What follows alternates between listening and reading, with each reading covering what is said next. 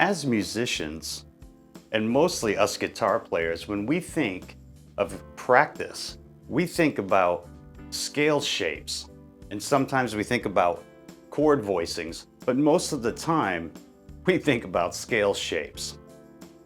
And every once in a while we'll throw in some finger exercises to increase our dexterity and speed.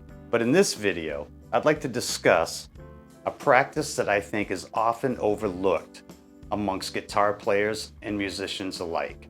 What I'm going to share with you in this video, I think is going to lead to a deeper understanding of music for you.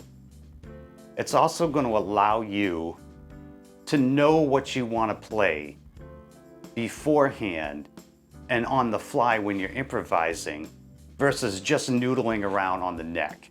A lot of the times when we're practicing scales, we're just running up and down that scale pattern, and it's not really musical. So today we're going to focus on practicing our intervals in a way that they become part of us so that we can form an opinion on how we feel about those intervals, and so that we can use those intervals at will when we want to express what we're trying to play on the guitar.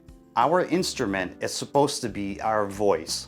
Just as a singer would sing lyrics, our guitar is supposed to be our voice, and the notes that we play are our lyrics that we're trying to get out. And understanding intervals is the key to that, to be able to express what you want when you want. In this video, we're going to be using the A major scale, and we're going to be using the 3-note per pattern scale shape. I'm not a huge fan of this shape. I don't use it when I'm playing, but it's a great way to illustrate this technique. I think if you spend just a few minutes every day practicing this technique, it's going to go a long way and really help you understand music theory, chord progressions, and how to express yourself better. How to be more melodic when you're playing versus just noodling up and down the neck. So here's the 3-note pattern that we're going to be using today.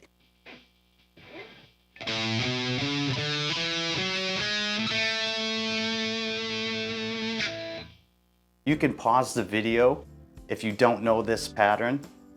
Practice it a few times. It's a real simple scale shape to remember. So one of the things that gets lost in our practice is not practicing our intervals enough.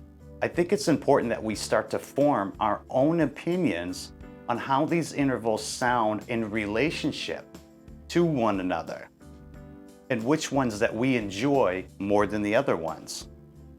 This will help us start to become way more melodic when we go to guitar solo. With this technique, you can use a backing track, or you could just use a drone note if you would like, whichever is easiest for you. I have a little backing track that I created to go along with this. I think a backing track is a little bit more musical, at least it feels like you're doing music. So if you don't have a backing track, you can make one, or like I said, you could just drone the bass note. And you want to practice this technique in different keys. But what we're going to be doing is we're going to be starting on our root note, which is A. And then we're just going to play from A to the second interval, which is 2. And you're going to do that, and you're going to learn the relationship between the two. Really focus on the sound that it's creating going from the first interval to the second interval, like this.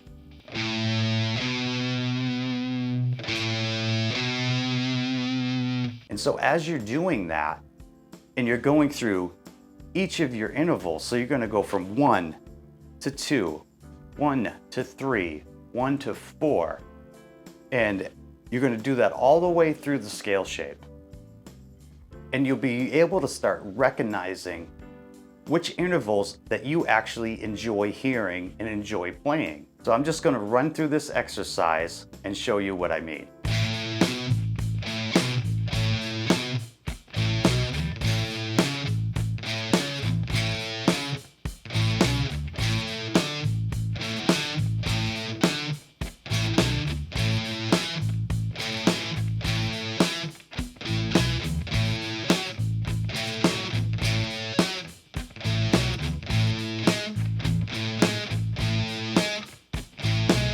Okay, so now we're gonna go through. We're gonna start on the second interval to the 1.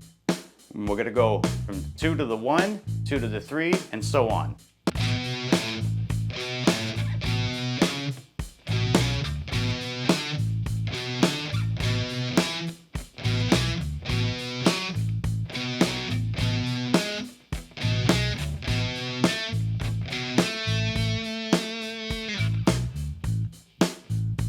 Now the 3.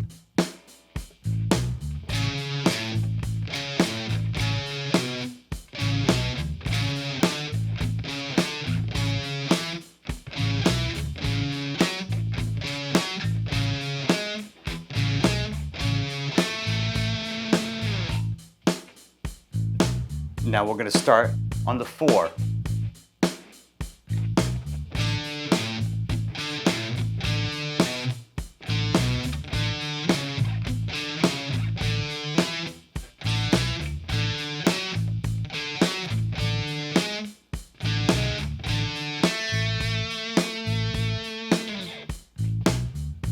And now let's start on the 5.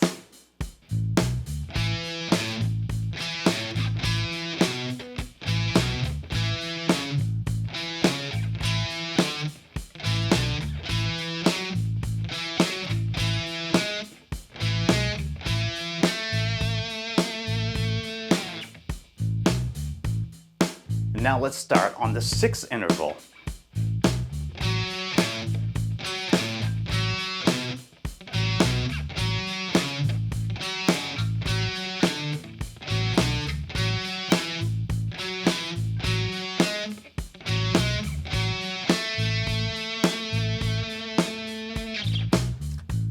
Now let's take it through the 7th interval.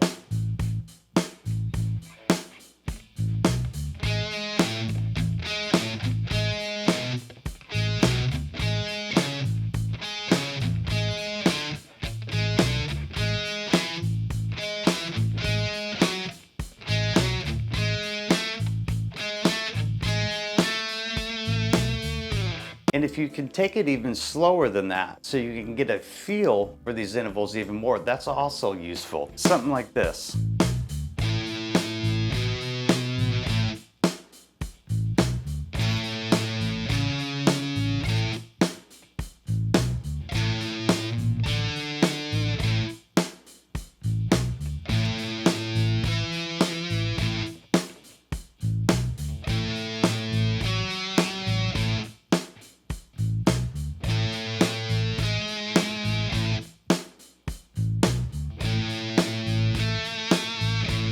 So working through these intervals is going to help you understand what they sound like next to each other.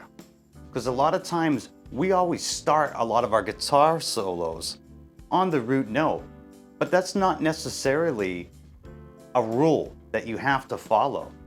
So if you come up with a little backing track or a drone note, try to start your guitar solos on a different note and spend some time starting on different intervals and see what they sound like. Like one of my favorite intervals is from the 7 to the 1. It's right next to each other and it resolves really nicely.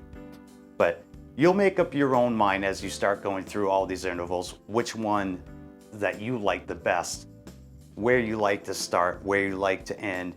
And another thing that's really helpful is start singing those intervals as you're playing them. And you can start ingraining the intervals into your musical vocabulary. It's neglected quite a bit among musicians, especially us guitar players. We're really guilty of it. Anyway, this is Dale with the 440 Club. I hope you found this video helpful. Please like and subscribe, and I'll see you guys in the next video.